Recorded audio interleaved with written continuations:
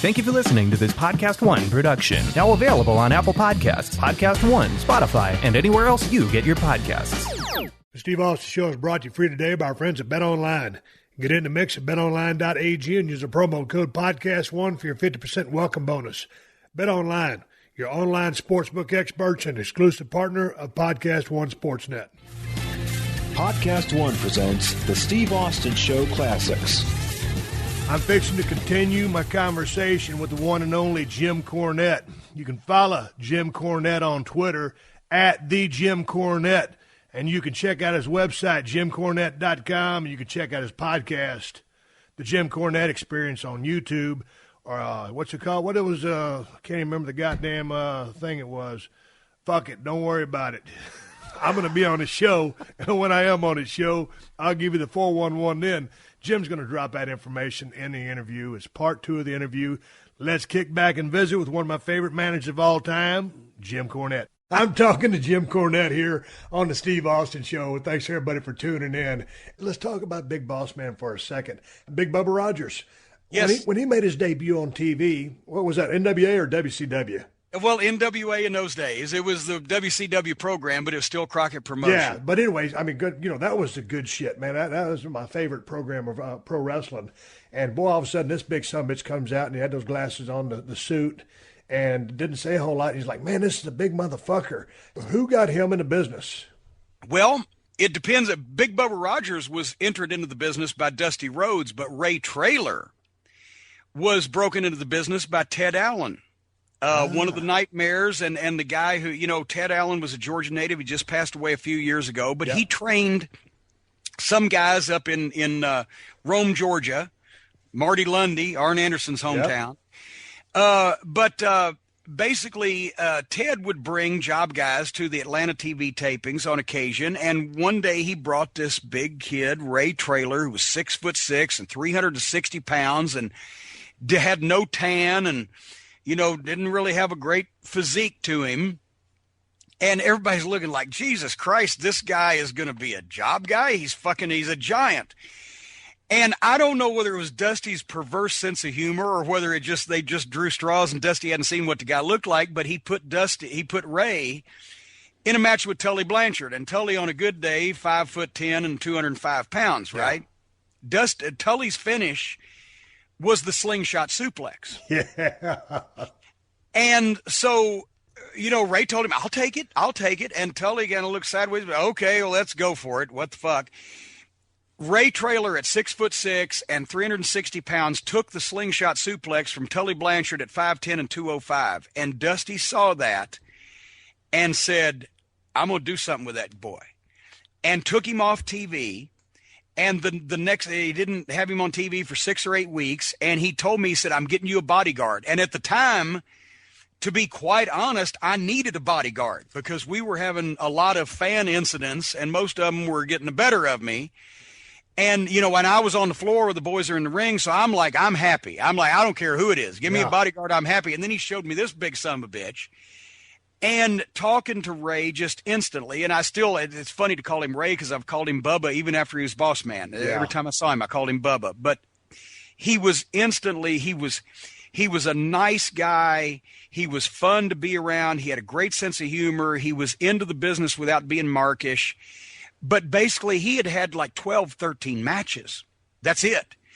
And Dusty said, we're going to call him Big Bubba Rogers. He's going to be your bodyguard from Louisville, Kentucky, that your mama has sent down because all these bad wrestlers is trying to get a hold of you, right? And so, dressed him up in a suit and the sunglasses and the hat. And I came up with the Peter Gunn music. I said, this is great. Well, let's play it. Doon, doon, doon, doon, doon, doon, doon, doon, doon. And we could do that then because it was the Wild West. It was commercial music. What the fuck? And Dusty had him, the idea was that Bubba would sell nothing. He was impervious to pain. He was unstoppable, and he was building up himself a main event opponent while getting heat on me in the midnight at the same time because having this huge giant bodyguard with us. So it ended up Bubba, he basically put him on television. He had him sell nothing. Then there's the infamous time that Dusty hit him over the head. Remember when me and Baby Doll were going to clash at the Great American Bash and Baby Doll was doing a workout to show what Magnum TA and Dusty Rhodes had taught her. And no, actually, I was doing the workout, and Baby Doll came in and belly to bellied my opponent, Randy Mulkey. And then Bubba's going to menace her, and Dusty comes in with a wooden folding chair. And point being, he hits Bubba over the head with the wooden folding chair. Now, he had told Klondike Bill beforehand, gimmick the chair so the chair will break, right? Okay. So when Dusty comes in, he hits Bubba over the head with this folding chair. The chair exploded. It horse-collared around Bubba's neck. Didn't even knock his hat or glasses off. And Dusty backs up for the first time ever. Dusty Rhodes, the American Dream, is backing up from somebody. Yeah. And Bubba just calmly took the chair off from over his head, took his hat off, took his glasses off, starts taking his jacket off. Here comes Magnum with a baseball bat. And the two of them together, I'm dragging Bubba out. He don't want to go, right? And what an impact that made. And we get back, and I told Klondike Bill, I said, Bill, what a job you did with that fucking chair. He said, oh, shit, I forgot. He didn't gimmick the chair. Dusty hit him so hard it just broke. And another time, Bubba took this so seriously. He was never to smile. He was never to speak. I used to try to crack him up on interviews, and he'd be biting his fucking lip, right? Blood would come down. But we go to the Omni in Atlanta in a fucking cab. And because that, you know, the big stars, I mean, there's 400, 500 fans waiting out back of the Omni to see all these big wrestling stars come in. Here we come in a yellow cab, but they accepted it back then because, you know, we were all paying our own road expenses. Yeah. And we get out of the cab, and while we're getting our bags, the cab driver, Bubba, leaned up against the cab to pick his bag up, and the cab driver slammed the door, and it latched on Bubba's fingers. What happened? And Bubba goes, hey, brother, the door, hey, brother, the door. And the guy said, oh, my God, and he grabs it, and he opens it, and Bubba pulls his hand out, sticks in his pocket, picks his bag up, starts walking back in the back door. And I'm behind him. I'm going, are you okay? And as soon as we got through the back door and the door closed, he fucking bent over, started screaming. He started crying, oh, motherfucker. Bubba had a high-pitched voice. Oh, yeah. And I'm like, are you all right? He said, yeah, I think I'm okay. I said, fuck, why didn't you sell that? He said, I couldn't sell. The fans were watching. That's the kind of dedication he had. And it just, you know, finally, the reason why he left and went and got his break as Big Boss Man, but the reason why he gave his notice was Starrcade 87. It was the Midnight in Rock and Roll in a scaffold match in Chicago, and they had Bubba go up there. They didn't have him take the bump off, but they had Bubba go up there and fucking do a little spot with Ricky Morton where Ricky ended up nut-shotting him and running away or whatever. And we all got our checks. We all got 10 grand apiece, and Bubba got 5. And Bubba said, you know what? I fucking climbed that fucking thing too, and I could have fallen off just like everybody else, and they shorted me. And right about that time, Hogan was looking for big monster opponents, and somebody had made the call, and he told me, he said, I got to go. I said, yeah, you got to go, because you're going to work with fucking Hulk Hogan in the WWF, so you got to go. You got to go now. And he gave his notice, and he went up there and became the Big Boss Man and made a ton of fucking money. Man, that was a great gimmick, too. And I finally ended up getting to go to WWF. I turned into Stone Cold. And my 2 Ray Traylor stories were, one time, you know, back in the day, you know, we'd go to, we'd spend a week in England, and then we'd go right to Germany, or Germany first, and then right to England. And, you know, the boys, we're back here, you know, it's a tour bus. It's a bus for the heels, a bus for the baby faces. Of course, man, we're living it up on the back of the bus. Everything is going around. We're drinking like fish. We're having a good time. We're working our ass off every single night. We're sold out. And I got a couple of shots. I'm working with Ray. And, of course, you know, just like you said, everybody loved Big Boss Man, Ray Traylor, whatever you want to call him. And we were out there, we were working some town, whether it was England or Germany, I can't remember. And, you know, Ray had a quick left hand. And, man, he hit me about 6 or 7 times with that motherfucker. And I was always very patient about potatoes in the ring because I work snug myself. And after he hit me with that final one, you know, because he was kind of haggard from all the party, and I was kind of haggard. And Earl Hebner, my buddy, was the referee of that match. And he kind of looks at me. He's got that little smirk on his face. He knows it's about time to send one back. And so, you know, after about that last one, I looked up at Earl. He looked at me, and I looked over at Ray, and I grabbed him by his arm. I threw him in the ropes. I said, watch your clothesline. So here comes big old Ray. You're about 6'6", running vertical because he knows I'm going to hit him right there, you know, a little bit below his Adam's apple so he can take that bump for me. But I called an audible. I hit that motherfucker flush, vertical in the forehead with my forearm as hard as I could. And Big Ray went down like a shot. He went down to his knees, and on his knees, he's almost as tall as I am.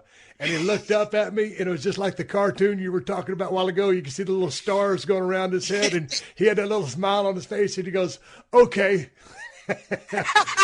Point taken. He knew, he finally got his receipt, and he didn't touch me for the rest of the tour. But I absolutely love that guy. And we were going to work an angle one time. We were working a pay-per-view. We're in St. Louis at the Kill Center, Kill Arena, whatever the fuck it's called. I can't remember who I was working with. But during the finish, Ray was supposed to run down and hit me in the head with a chair shot and cause me to lose the match. Well, we get to that point in the match. Ray Traylor don't show up. This is a pay-per-view. Ray Traylor don't show up to hit me with the chair. So they call an audible a gorilla. And that was back when Jerry Briscoe used to work back there in a gorilla. So they sent Jerry down to hit me with a chair shot to just so somebody could hit Stone Cold with a chair and end the fucking match. And so, of course, Briscoe, that's a badass wrestler. Everybody knows the Briscoes are bad, but they're not used to working with chairs. So he hits me with kind of a lame chair shot. And I go down for the count, 1, 2, 3, because that was, what was supposed to do. And so, man, I'm laying there in the goddamn, middle of the ring. It was a kind of shitty chair shot. And I absolutely love Jerry Briscoe. But the chair shot wasn't so great. I'm laying there, 1, 2, 3, blah, blah, blah, big sell. The crowd's mad. I got fucked. So finally it's time for me to get up and make my way to the back of the arena and, go take a shower. And all of a sudden, there's Ray. He missed his fucking cue. He was in the dressing room talking to The Undertaker. Ray, just always talking, shooting the shit. And I love Ray Traylor to death, God rest his soul, but I cussed that motherfucker up and down and just lit into his ass. But he was a sweetheart of a guy, but was he for shoot a real prison guard back in the day? Well, yeah, that's the thing. That's how they got the gimmick. They didn't have to, once again, all great gimmicks are an extension of the personality. Before he trained, and while he just had gotten in the business, before he quit to be a full-time wrestler, he was a prison guard at Cobb County Correctional Institute. And that's how he, as a matter of fact, he used to, when he would stop the fans from getting to me, he would say, well, it's our prison guard training because we contain people so they're not a danger to themselves or others. And I said, well, you contain all these motherfuckers you want to and trying to kill me, and that's fine with me. But yeah, he worked. And as a matter of fact, when he worked for me in Smoky Mountain, he did a few shots as the boss man coming in to be a special, ringside enforcer referee. I actually went down to his house and we went over to Cobb County because he still had friends there and shot his promos in the prison. But he was completely legitimate. There wasn't any bullshit about that at all. But he was just a big corn-fed, raw-boned son of a bitch. Did he have a sporting background? Because he was so quick and agile and strong. I think he might have played a little high school football down there, but no outstanding sporting background to speak of. But he was light on his feet. He was just a natural. He's one of those guys. When you get him next to him, that's a big human being. The first angle he did with Dusty was at the 86 Bash in Charlotte. We were at Memorial Stadium, and it was the cage match. And after the cage match was over with, somewhere or another, Dusty was going to come through the door, but we were going to trap Magnum and Baby Doll inside the cage, and Bubba was going to get a hold of him. And Bubba had Dusty on his knees at ringside, and this was for TV.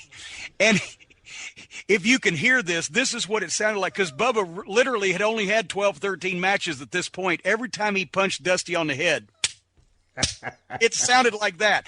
They looked like shit, and they hurt. And you could see a bump coming up, and Dusty would go, oh, and we almost felt sorry for him. Yeah. Well, there you go. Hey, man, you brought up a name a while ago, a few minutes ago in a conversation, the Mulkey brothers. Tell me about the Mulkey brothers. Randy and, was it Bill? And Randy and Bill Mulkey. Randy and Bill Mulkey. Dude, give me some background on these guys. Well, Atlanta TV was noted in those days in the early and mid-'80s for having some of the worst job guys in the history of wrestling. Some of them that could work but looked like shit. Some of them that couldn't work and looked like shit. You know, Mike Jackson would bring some guys over from Alabama, but Mike was a good worker, but most of the guys that he brought with him weren't. And there was some local guys from South Carolina and Georgia, and et cetera, but a few of them attained legendary status. And George South, who was an excellent worker from Charlotte and still works to this day and you know, did not fit in the category of bad job guy. He was the guy that was so good. Flair always wanted to have a great match with him, and they'd get mad at Flair for doing so much with George South because he was only a job guy. But he was a great worker. But Randy and Bill Mulkey were from Anderson, South Carolina. And Randy, I believe, was the first one in the business, and he was the more physically impressive of the brothers at like 5'10" and 200 pounds maybe, and didn't have a muscle that showed. And his brother Bill was a couple inches taller and about 20 or 25 pounds lighter. And as I said about him one time on commentary, if he'd have got a sunburn, he'd look like a thermometer. They were fishy white pale. They had bleached blonde hair. They had no physique. But they took the god-awfulest bumps that anybody had ever seen. I mean, when you threw Randy Mulkey out of the ring, he didn't grab any ropes. He didn't touch anything. He just launched himself through the ropes and landed on the concrete. And it's so hard. In a heap. You could feel it in your feet when he landed on the concrete floor. And Bill would take an ass whipping, and he'd look like, you know, he went to give blood and forgot to say when. I mean, he was so emaciated. And these two unlikely looking fuckers, because of, as Dennis Condrey used to say, they took a classic ass whipping. They started to get a following among the people in the studio who started cheering for them. And so then, because they were great guys and they were willing to do anything, they'd take any move, they'd do anything for you. At the time, this was 1986. Hulkamania was big, right? So I went over one day as a joke, and on commentary I said, look at that, as the Midnight Express beating him up. I said, Mulkey Mania is running wild. The next week, it was sort of like, I remember something like this after somebody said Austin 316 says, I just whooped your ass, and the next day on Raw, the arena was full of Austin 316 signs. Yeah. Organically, the next week on Atlanta TV, they brought signs that said Mulkey Mania.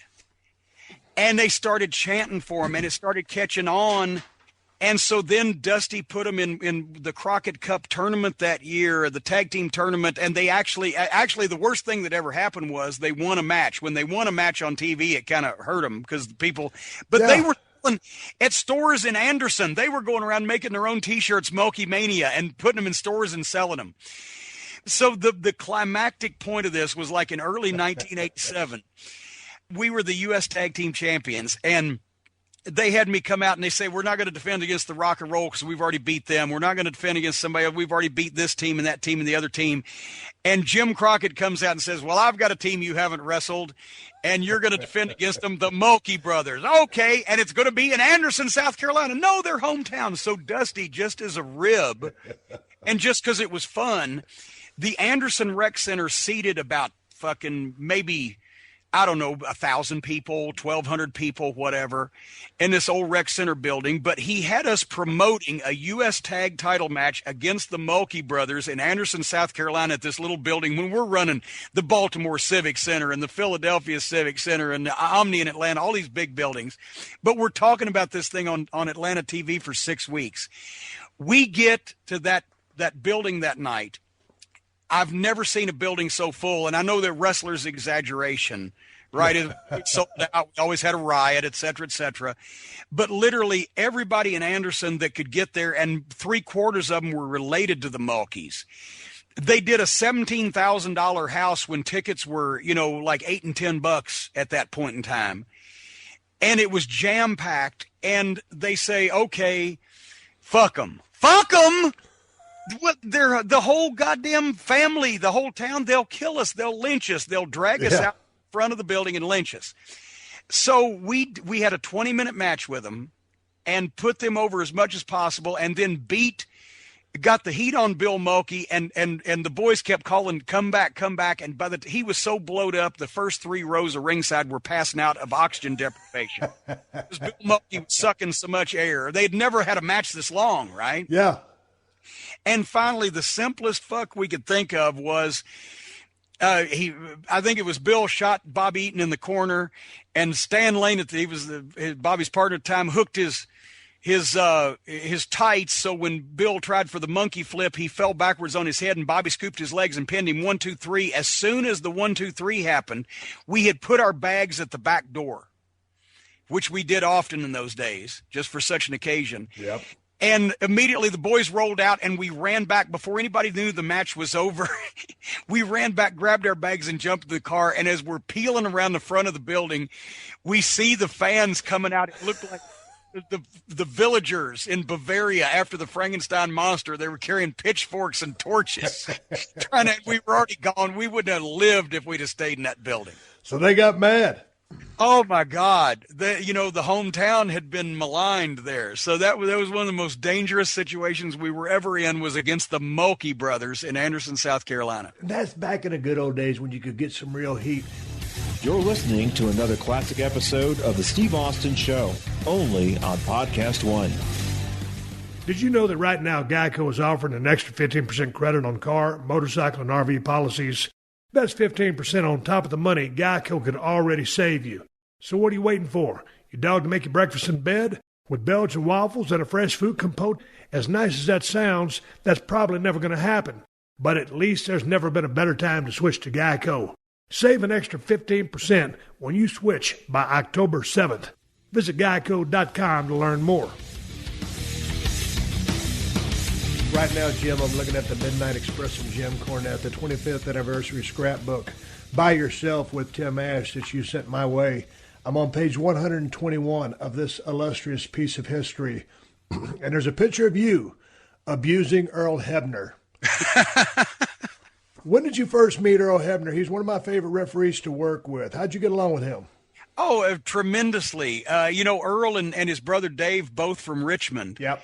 And so when we went to work for Crockett, Tommy Young was the senior referee at the time. Love Tommy Young. Tommy Young was the greatest referee of all time. Yep. And that's not to downplay Earl or anybody else, but Yep. he just, he had it. But Dave had just at that time, I believe, or was right about that time, had done the twin referee thing, had left and gone to work for Vince to do the twin referee thing. No, and I'm sorry, Dave was still refereeing at the time, but Earl was refereeing more. But then that's when Earl left to go to, because Dave had already gone up there, and then Earl left to work. But anyway, I digress. I'm blathering. Earl was great. Earl, refereed a lot of especially the northern towns, Philly and Baltimore and Richmond and et cetera. And he was great, and he was a salty fucker too. If somebody hit the ring, they didn't have to worry about the wrestlers; they had to worry about Earl Hebner getting a hold of him. Really? I've seen him many times. He'd take a guy down and immobilize him. One time in Richmond, a fan jumped in the ring on the Horseman and JJ as they were beating on Dusty, and I remember Earl's the one that got to the guy and stretched him the worst out of the bunch of them. Arn tried to kick the guy in the face, but he ended up breaking JJ's fingers because JJ was trying to get his fingers in the guy's eyes to stop him.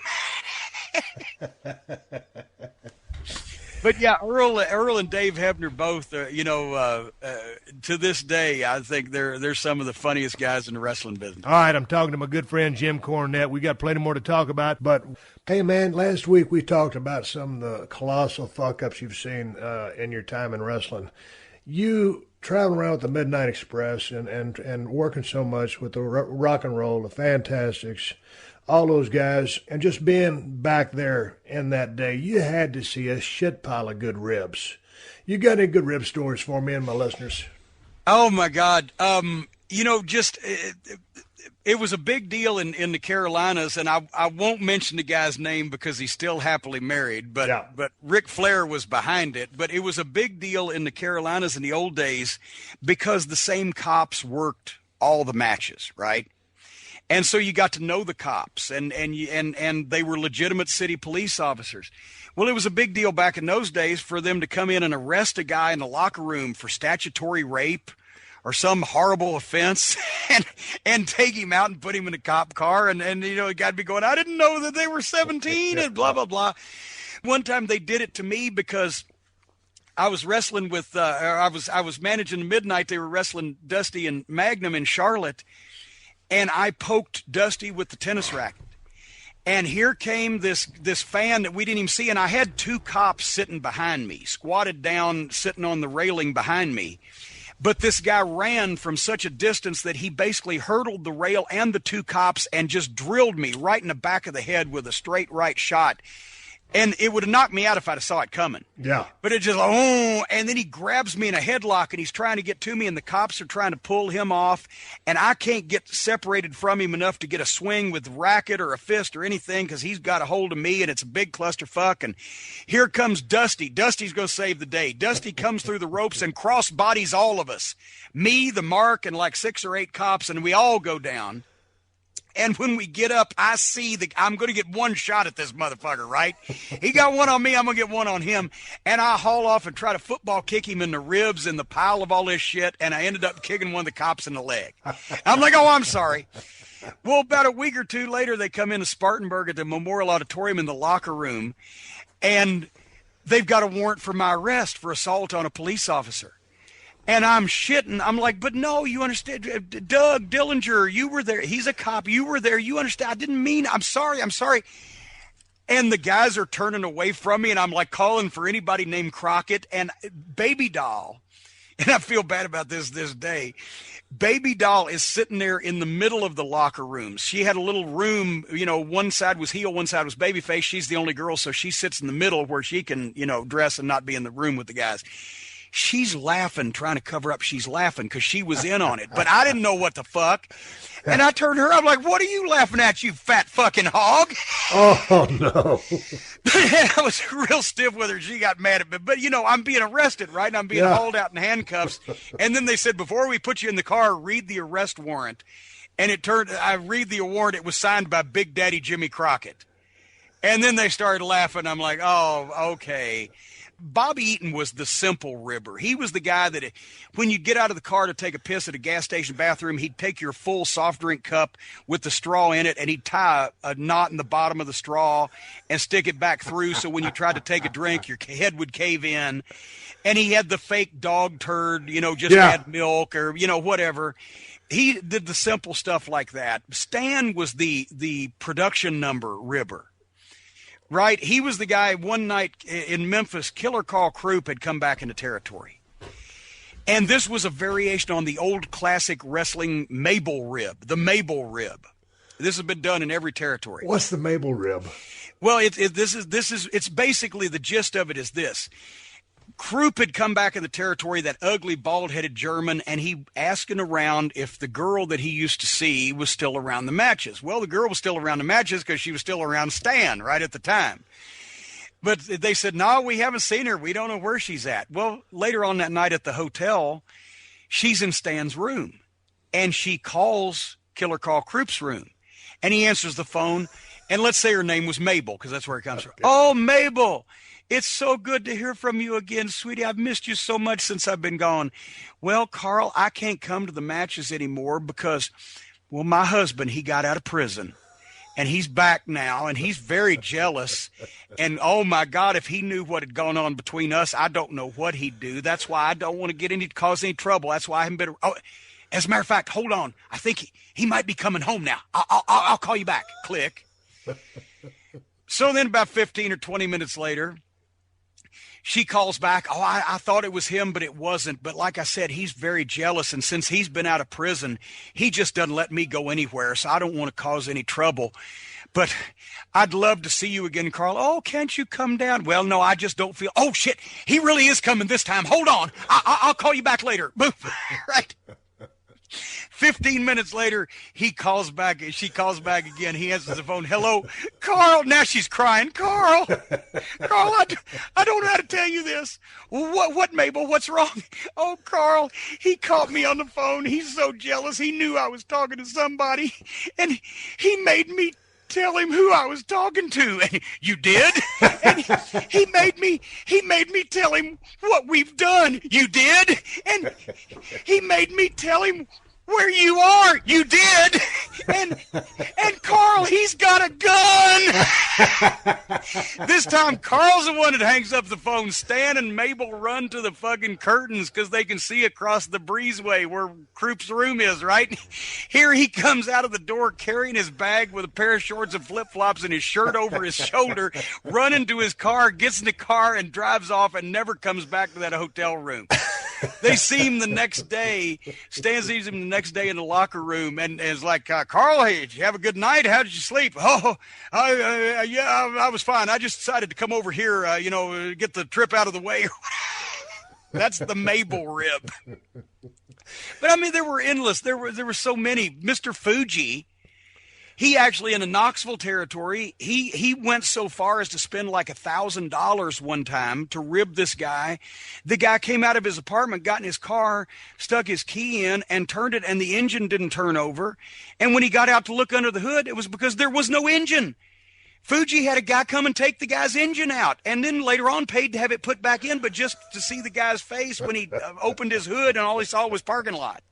Hey, what was the deal with Bobby Eaton? Back when we were in WCW, me and Bobby Eaton and Dustin Rhodes, center stage, there's one of those hallways back there. We always used to dress back there. And, Bobby Eaton always used to travel with that duffel bag. Yeah. And it was like a convenience store. And, Bobby, it gets like, God damn it, boy, what you need? Toothbrush? Oh, I got a toothbrush. Toothpaste, bubble gum, a sewing kit. Whatever you needed, Bobby had. He was one of the nicest guys in the history of the business. I don't know anybody that has anything bad to say about Bobby Eaton. He's one of the greatest workers of all time. But what was the deal with his bag? He had one of everything. Bobby liked to be prepared. And he would carry these bags that looked like body bags. There were the hugest bags. And I mean, especially when we were driving, but even flying, he would carry everything. He'd have 5 or 6 towels. He'd have, it used to be always a game. Carried extra towels. It used to be a game. Sometimes, like the Steiners would go up and ask for off-brand shit like, hey, Bobby, you got any silverware? And he'd come out with silverware. I mean, he always had everything. He was prepared for every eventuality, but at the same time, he would give it all away. I mean, one time we worked Reunion Arena in Dallas when we were working for the Von Erichs, and we go to, you remember at the time, even back in the 80s, that it was not the greatest neighborhood in some areas around Reunion Arena, that we found a beer store, a little convenience store. And, Bobby's going to go in and get his usual thing was Miller. Dennis might get some beer, might get some meat sticks. I'd get, my daggum, gas station sandwich and a Pepsi or whatever at that point. And so we get back in the car and there's all these bums hanging around. And Bobby is in there forever and in there forever. And we're like, what the fuck? What the fuck? And finally he comes out. Some guys hit him with a hard luck story. He comes out with his arm around the guy. The guy was he had a brand new cigar in his mouth. He was carrying a bottle of whiskey and another bag of groceries. And Bobby was patting him on the back saying, good luck, brother. Good luck, fella.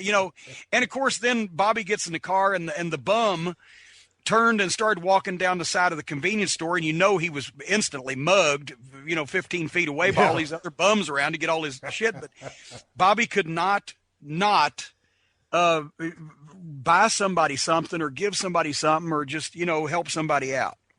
Hey, man, you manage, singles wrestlers, tag teams. I mean, to me, you and the Midnight Express, that's just the first thing that comes to my mind when I think of Midnight or you. But speaking about tag teams, as you've been around so many of them,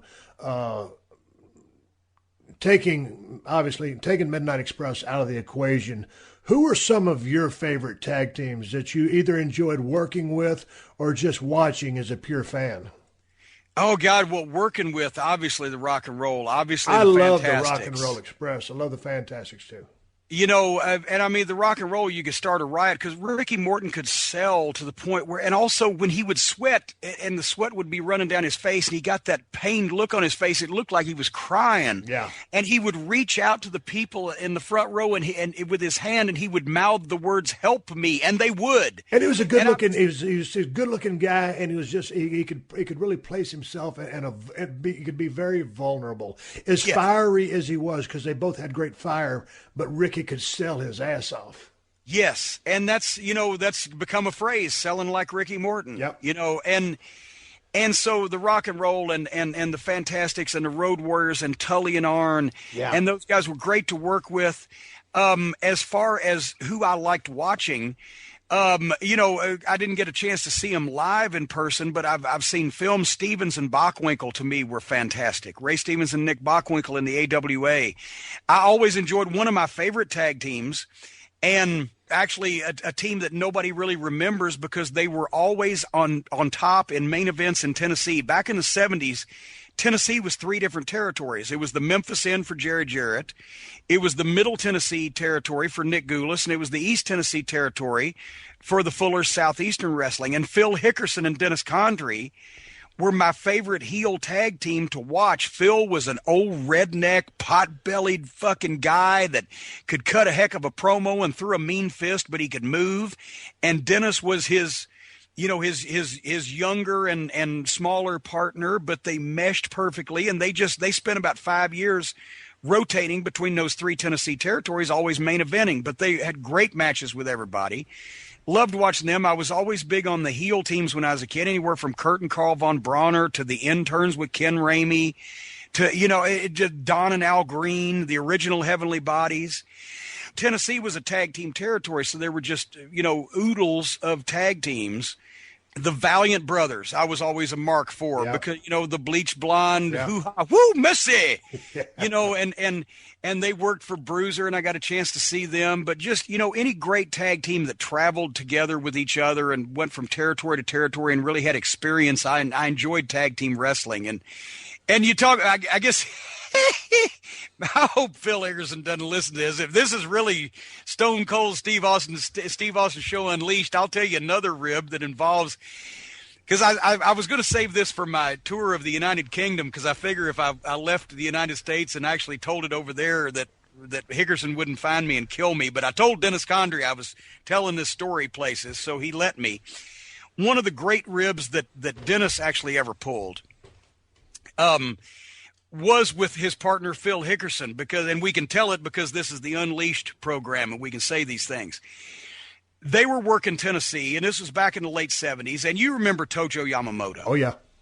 The most unlikely main event babyface in the history of wrestling. He was like 5'2" and shaped and looked like Buddha, but he had been a heel in Tennessee for years and got so over that he became a babyface and was one of the biggest box office attractions and trained guys like Bobby Eaton and Jerry Jarrett. You know, after they got in the business, he was the guy that polished them. Well, Tojo was a great man and a wonderful human being, but as many people were back in those days, he was a little homophobic.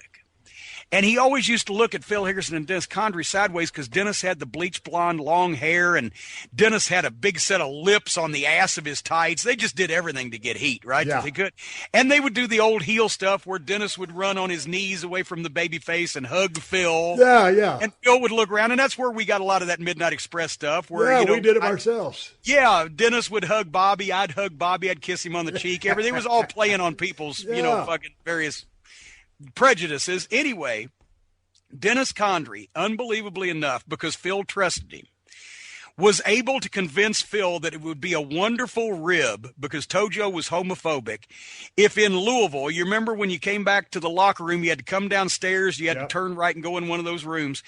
If when Tojo came back from the ring, that Phil would be down on his knees in front of Dennis, and Dennis would have his trunks down, and it would be just like that Tojo had caught Phil about to go down on Dennis Condrey, and he would validate all the things that he had thought about them because of their bleach blonde hair and the way they acted in the ring. Phil went along with this. So they've got somebody watching for when Tojo's coming. And they get the word, and Phil is down on his knees in front of Dennis, and Dennis even added to it right at the end. He said, have your mouth way open, right? You're just about to take it in. And Phil's like, okay. And so Phil's down on his knees with his mouth wide open. Dennis has his trunks down, standing in front of him. And, of course, Phil is looking to the side, right? Like, so he can see Tojo's face when Tojo comes in and catches this alleged scene. And right as Tojo came around the corner, Dennis grabbed the back of Phil's head and shoved his dick all the way down his throat. And he said his tongue felt like sandpaper. And Phil came up off his knees and chased Dennis out the back of the Louisville Gardens, down the street, down Armory Place, turned right on 3rd Street, didn't speak to him for 3 or 4 days. And it remains one of the classic examples of the double reverse rib in history of wrestling, where the person that got ribbed was actually in on the rib to rib someone else until the rib turned. And of course, Tojo didn't know what to think.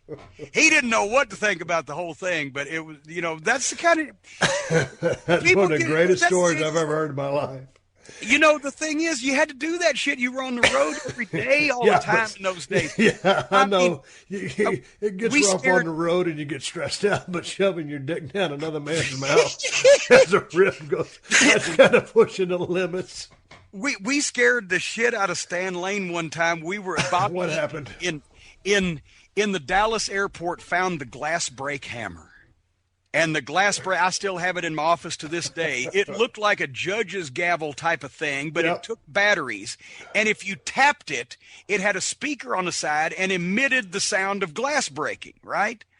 So we got to be able to get some mileage out of this. So we'd flown into Dallas, and we got that, and we didn't tell Stan Lane about it. So we're riding back from the show that night, wherever it was outside of Dallas, going back to our hotel, and it's about 1 o'clock in the morning, and those old Texas roads, and we're going through, and all of a sudden we say, well, here, this town, Stan, when Dennis was part of the team before you joined us, why, we ran a spot show for the Von Erichs in this town and at the high school, and we were leaving, and son of a bitch, wouldn't you know, one of the fans was so mad he threw a brick right through Dennis Condry's windshield when we were leaving his town. And, well, wouldn't you know, there's the high school right there. And as Stan turns around, I've had this hammer for 140 miles, right, in the back seat. Bobby's driving for once. And as Stan turns to look at the high school, I hit that glass break hammer on the fucking window right next to his head, and that glass breaking went off. He jumped backwards into Bobby's lap and broke into a kung fu stance, and I thought he was going to shit himself. We used to use props and shit like that. And it broke up the monotony. You had to do something, but it wasn't like bad ribs where we like destroyed people's property. No, like that's yeah, that's the kind of. I never was big into the ribs. I certainly didn't like getting ribbed, and I didn't really rib anybody, but I certainly enjoyed watching ribs. But the guys that ribbed with malicious intent, that wasn't what it was about. It was about making the guys laugh and entertaining each other. I had a quick Tojo story. I just, I'd been in Dallas for like 2 months. They were beating the shit out of me on Friday nights and Saturday mornings in the Sportatorium. And then I was working full-time on the freight dock, and that's when I asked Jerry Jarrett, hey, when can I start working full-time? And he says, hell, Steve, I think you're ready now. I wasn't, but he said, I think you're ready now, so you're not going to argue with the promoter, right? So a couple weeks later, there I am driving to Mid-South Coliseum. And one of the guys, when I broke in, I was broke in as a babyface. And one of the guys that would come in from Tennessee, they would let all the heels get heat on me. Here I was, a young, good-looking cat with long blonde hair. One of the heels that used to kick the shit out of me on occasion was one P.Y. Chuhai, which is Phil Hickerson you spoke of in the rib. But going back to Tojo, I remember Tojo watched a few of my matches. And he goes, come here. And, like you said, Tojo, big as a minute. And he says... he goes, you need to learn how to sell. And, I'm the young guy, jacked up, 2 months in the business, don't know where to shit or wind my watch, still, trying to be a tough guy in the ring and not wanting to be vulnerable, the exact opposite of what you want to be as a babyface. So, Tojo said, grab my ear. And I said, what? He said, just grab my ear. And he showed me, grab my earlobe. So I reached out and I just barely grabbed Tojo's earlobe. And he just put his hands up to his head, and he, made that face like I just almost killed him. That's how bad me touching his earlobe. And he goes, that's sell. And that's when a fucking light bulb went off in my head, and I was like, oh, I get it. You know what I'm saying? Tojo taught me, really how to sell by letting, me grab his earlobe and him showing me how painful it was. If the people in the goddamn crowd can't see that this stuff that is happening to you is hurting and affecting you, they don't give a flying fuck. Well, exactly. And, that's why they always used to give the young kids to Tojo to season because, Bobby broke in just by, setting the ring up when he was 14 and practicing with a friend of his. They ended up teaching themselves. He was never formally trained, and he ended up starting to do jobs under a mask on TV when he was 15 years old, the Brown Bomber, and then then he got a spot with Nick Goulas, but they would give Jerry Jarrett was trained by Tojo then, and Bob Eaton was trained by Tojo, and so many of the Tommy Rich, so many of the young guys with Jerry Jarrett, he would ride with Tojo, and Tojo would grab Jerry's ear and fucking crank down on the earlobe, and Really? Jerry would go, "Oh my God!" And he would see your face, look in the mirror, see your face. Now you make that face no pain, you sell. Right? That was, then he would break it down, like you said, to the simplest of terms. And Tojo could start a riot with a toothpick. He, especially in the old days of the small town shows, when he was a heel, he would have the baby face down and get a wrist lock on him, and he would take a toothpick out of his tights. And the referee, of course, couldn't see it because it was behind the, he was using his body to block it, right? Behind the referee's back. He would take the toothpick and he would be starting to dig under the babyface's fingernail, and the babyface would sell and scream, and then he'd put the toothpick back and he'd take it out again and he'd do it again. And after about a few minutes of this, people would be climbing over the rail to get this no good, evil Japanese son of a bitch to stop using this toothpick on the babyface's fingernails. And he was such a master of psychology. He looked like nothing you would imagine that a wrestler should look like, but he had so much heat from when he was a heel doing things like that when he switched babyface, people said, okay, now finally he's going to beat up the guys we don't like and do all these horrible things to them. And then he'd hit him with the heels with the wooden shoe, or he'd use a chop and they would fly. And he was an institution to this day.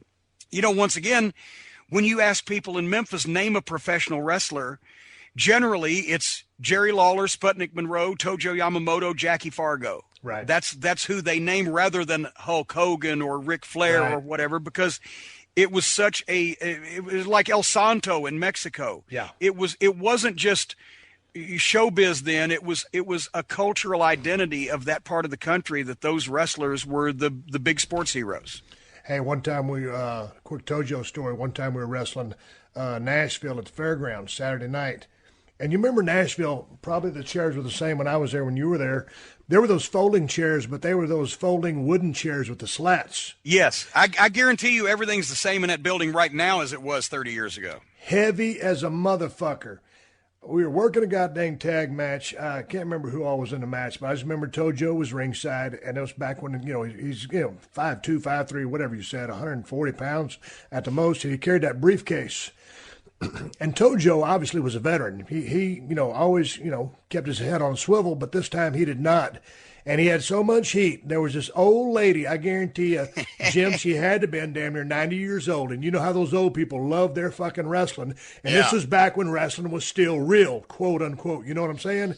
And Tojo wasn't watching what was going on. I was there on the ringside, and all of a sudden I look up. Next thing I know, that old lady had gotten up, picked up her chair, folded it, and hit Tojo just like you hit a nail with a hammer, just hit directly down on the top of his skull. And damn near knocked poor Tojo out. And you could see the goddamn stars kind of flying over his head. And, he maintained his composure. And the security guard, whatever it was, got the chair from the old lady. They basically just sat her down, didn't remove her because she was 90 years old. But that lady knocked the flying fuck out of Tojo. It was the damnedest thing I'd ever seen. That's what I miss so much, I guess, about the business is people taking it seriously. Well, because the atmosphere was so different. But the people within the promotion have to take the storyline seriously to begin with. Yeah. And that's where it starts. But yeah, man, I mean, god dang, when I watch something, I want to believe what I'm seeing, but what I'm being presented has to be, perceived as real or presented as real. You and I were talking the other day, yesterday. Goddamn, we fucked off 2 hours of because of my technology problems of a podcast, and we keep calling each other. And as soon as we start talking, we can't stop talking. But you and I were talking about UFC the other day because you left me a message that you were watching the pay-per-view. I was watching the same one too because I'm a big fan as well. And we were talking about UFC does a lot of things these days better than pro wrestling, when pro wrestling is basically what the UFC is doing now, but it was the fucking work. Yeah. Right now, the most successful pro wrestling promotion in the world is the UFC because they hype the fights the same. The whole concept is basically, it's so simple.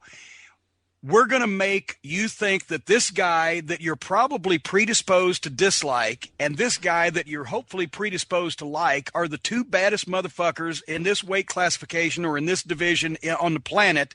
And we're going to put them in a trajectory to meet each other, and we're going to sell tickets to see the fight and what's going to happen. And then they trash talk each other. Not over the top, but enough to be believable. There's a grudge. There's an issue. They hype their fight, and they have their fight. And the fact that it happens to be real is the only difference between that and old-time pro wrestling. And, you saw it in the reactions of the crowds, in the arenas. You see it. That Mark Hunt and Bigfoot Silva fight was a double-juice Memphis main event brawl, and the people were throwing the babies in the air, just like it was Jerry Lawler and Terry Funk.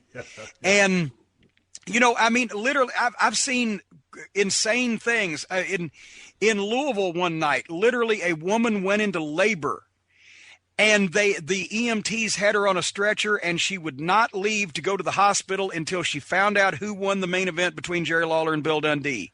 Christine Jarrett had to talk her into letting them take her to the hospital. And another time, a guy that had escaped from the city jail, actually went to the wrestling matches and got so wrapped up in what was going on that he hit the fucking ring, and they caught him. If you've escaped from jail, chances are you want to stay as far away from the cops as possible. Yeah. But in this case, he got so wrapped up on what was happening, he hit the ring to help the babyface out, and the cops grabbed him and took him back to jail. You think the business will ever change? You think it's too far to the side that it is? And I'm not going to be derogatory because I'm still a part of the company. I still love wrestling, but okay, I'll speak. I think if you start taking yourself and your storyline seriously and weed out a little bit of the comedy, people will start taking the product seriously again. I think that, as Dutch Mantell, who we've both learned a lot from, yes, has said, you can't put the toothpaste back in the tube. Right. I don't think it's ever going to be what it once was in terms of the people taking it completely seriously. And some people, and I'm not going to go off on a Russo jag here, but Russo was just so gobsmacked to hear one time when we were talking in the car, when we first met each other, we actually did associate and ride together and speak to each other and everything. He couldn't believe, he looked at me like I had steaming turds hanging out of my mouth when I told him that people used to think wrestling was real. Because he grew up in New York and it's the center of the universe and everybody's the smartest people in the world there is what he thought. And that, oh no, I said, just because people in your backyard didn't take it seriously doesn't mean people anywhere else didn't take it seriously. But he couldn't look at it from that standpoint. He could never approach it from that philosophy. And so while, no, it's never going to draw 10,000 people a week, 52 weeks a year in the same town anymore, and nobody's ever going to take it as seriously as it once was, that doesn't mean you can't try. That doesn't mean that you still can't, because there was a time, and let's face it, when the internet came around, you and The Rock did what generated $50 million in one night in 2001 at WrestleMania 17. I was there. I saw it. I thought the fucking thing was great. And there was a Houston Astrodome full of people, watching it. And the internet had already come around and a lot of shit had already been exposed, but there wasn't any hokey hoo-ha in y'all's buildup. Right. So you can try and you can make the effort and you can... as we've talked about before, and it may have been on the lost episode that, one of these days will be out there floating around in the ether that we did. But Terry Funk always said, And I brought this up to you on a phone call we had also, because you and Bret Hart at WrestleMania in Chicago in '97 reminded me of this. Terry Funk always said, I can't make them believe that wrestling is real, but I can make them believe I'm real. Right. People naturally want to, if they enjoy something, they want to believe in it. If they don't like something, they look for every reason they can to take the piss out of it. Right. But if they like something, they want to believe in it. And so even if they don't believe in wrestling, they can believe in personalities. And if anybody's given the opportunity to play it straight, if anybody's given the opportunity to present themselves as legitimate, and then if they have the talent to do so, yes, there'll always be drawing cards, but sometimes, unfortunately, it's this guy sells tickets in spite of his push rather than because of his push. Right. And that's the sad thing. It is. It is. Again, going back to the Dutch Mantel thing, you can't put the toothpaste back in the toothpaste container, but you know, it is what it is. Man, I'm just a fan of serious wrestling. The product in the ring is about championship gold and real emotions and winning and losing and all the other horseshit stuff that you can throw in to make a great storyline. But hey, man, a while ago, before we wrap this up, you mentioned you were fixing to go on a trip to the UK. I am, and everybody that knows me is gobsmacked over that, bumfuzzled even. Let's talk about that. So what's going on? What's the tour? How long? Where will you be? Well, you know, the reason I have never appeared in 30-something years in wrestling, I have never appeared outside the continental United States and Canada, because everybody knows that I shake like crazy when I'm on a plane. I'm claustrophobic. I'm a free perspirer. I'm a control freak. I'm afraid of heights. You know, the whole thing, being in a metal tube going 500 miles an hour, 5 miles over the ocean, you know, for hours at a time is not my idea of fun. But having said that, my wife loves England and has always wanted me to take her there. So that plays a part in it. But Alex Shane, who does Wrestle Talk TV, and a guy named James Dixon, who's written a number of books and wrestled over there, they contacted me over the summer and we started talking. And besides a generous financial offer, I got started thinking, you know, I haven't been on a plane in 10 years now. And how shitty must my luck be if I take 2 plane flights and something happens on one of them after I haven't been on a plane in 10 years? Maybe I deserve it. And so we put the tour together, and we're going to start off February 17th in Glasgow, Scotland. And we're going to do Manchester and Birmingham and London at the Leicester Square Theatre, and then up in Cardiff, Wales. It's going to be one-man shows, sort of like Mick Foley says. I don't want to call it stand-up. I don't know if it's Q&A. It's me doing what we do, what we're doing here. Right. Answering questions, talking to people, meet and greets. It's like it's going to be the Bruce Springsteen of Q&As, because I will not leave the stage until I'm covered with sweat and everybody's physically spent. It's a once-in-a-lifetime opportunity. I'm also going to do a couple of VIP dinners and a couple of wrestling school seminars. I'm going to be over there for a couple of weeks. We're going to get some vacation in also, and I'm really looking forward to it. It's something I've never done. I want to visit some of these places. It's the Jim Cornette Experience Live, but we're calling it, for all you Sex Pistols fans out there, a corny in the UK. And you can go to jimcornettelive.co.uk for tickets and information, or if that's too much to remember, just go to jimcornette.com and click on events and appearances on the UK tour, and it'll take you right there where you can buy tickets for the meet and greets. We're going to have merchandise available.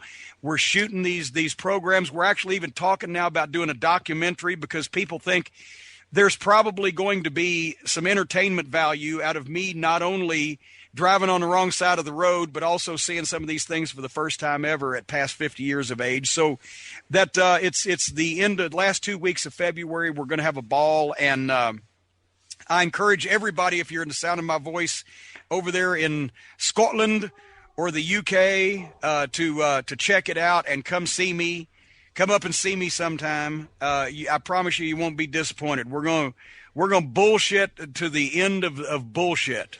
So how long can the shows last? You got to have kind of a set time to get in and out of the building. We do. They're actually making me take an intermission because the buildings want to sell, concessions. I'm like, once I get cranked up, but we're going to take a break in between. But we're looking at 2 to 3 hour deals by the time, plus, meet and greet either before or afterwards by the time that everything gets started and gets finished. And it's, I promise everybody they're going to get their money's worth because it's not like that I've, been there often in the past, and it's not Right. like I'm going to go on a regular basis in the future. So, and me, I'm there to do what I need to do until everybody's happy and smiling. That's the only way to do it. Especially if they're spending money, they need to get something out of it. And plus, think of all the pussy I'm going to get for taking my wife to England for Valentine's Day. Because, thing is, she'll cut you off in a heartbeat. I mean, I know a few guys she's cut out completely. So it's. But Thank you. one and only Jim Cornette. Hey, right here in my hands. Let's keep doing a couple more plugs before we ride off into the sunset. You sent me 2 books. I've been looking through them. I'm looking through Rags, Papers, and Pens. It's the merchandising of Memphis Wrestling by Jim Cornette and Mark James. Also, the Midnight Express and Jim Cornette. It's the 25th anniversary scrapbook put together by yourself and Tim Ash. And, man, I'm not much of a reader because I'm a little bit ADD to your OCD, but I love looking through these old pictures. And so where can these fine human beings that roam our planet find this stuff, Jim? You can go to jimcornette.com, and both those fine publications are available. Rags, Paper, and Pens is not only the history of the merchandising of Memphis wrestling and tells the firsthand story of how I got involved in professional wrestling as a photographer, but we reprinted programs and pictures back to the 50s all the way through the glory period of the 80s, and stuff that hadn't been seen in a long time, and how that the top wrestlers in the glory days of Memphis wrestling were making house buying money off those little $1 and $3 pictures that we sold at the merchandise table every week at the matches. And Rags, Paper, and Pens, the title comes from Sputnik Monroe, because he always used to say, there go the baby faces selling their rags, paper, and pens out there. And it stuck. And then the Midnight 25th Anniversary Scrapbook is basically a rock and roll tour book and a wrestling souvenir fan book with the date and the place and the result and the opponent and the gate and the notes on every match the Midnight Express and I had as a team for our 7-year period, plus a lot of color, paycheck stubs, memos, behind the scenes stuff that you didn't get a chance to see in those days. It's a unique look at a unique tag team, and I did it for our 25th anniversary. Actually, this year, we just passed our 30th anniversary. We had the first Midnight Express match in November of 1983. I still have a few left. They're going fast, but you can get them at jimcornette.com, and I appreciate the plug, Mr. Austin. Well, you know what? We're just coming up shy of the 2-hour mark. It's time to ride off into the sunset. And, hey, the Jim Cornette Experience, your podcast. If you ever need an old wrestler with a bald head and a goatee, give me a yell. I'll come on your show sometime, plug some of my shit. Well, funny enough, imagine that you mentioned that. I wasn't going to hit you with it out in public here while we had a good string goddamn, going. I don't give a flying fuck. This is Unleashed, goddammit. Well, in that case, if you're willing to do it, just folks, if you keep watching at the Jim Cornette on Twitter or jimcornette.com or MLW.com for MLW Radio, the Jim Cornette Experience, you will probably in the next few weeks be seeing that old broken down, bald-headed wrestler coming back out of the sunset and joining me on the Jim Cornette Experience, where I get to turn tables and ask you a bunch of shit. Hey, that sounds great to me. And whenever you're ready, you just let me know and we'll do it. Thank you for joining us for another classic episode of The Steve Austin Show. Please leave a rating and review on Apple Podcasts and tell your friends. For more Steve Austin Show, go to PodcastOne.com. That's PodcastOne.com.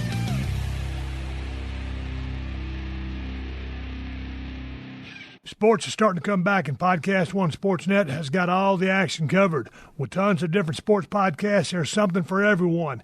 Check out the Rich Eisen Show for daily coverage, or the Deegans with Moto star Brian Deegan and his extreme sports-loving family, plus many more. As sports return, be sure to tune in to all the great podcasts with Podcast One Sportsnet so you don't miss any action.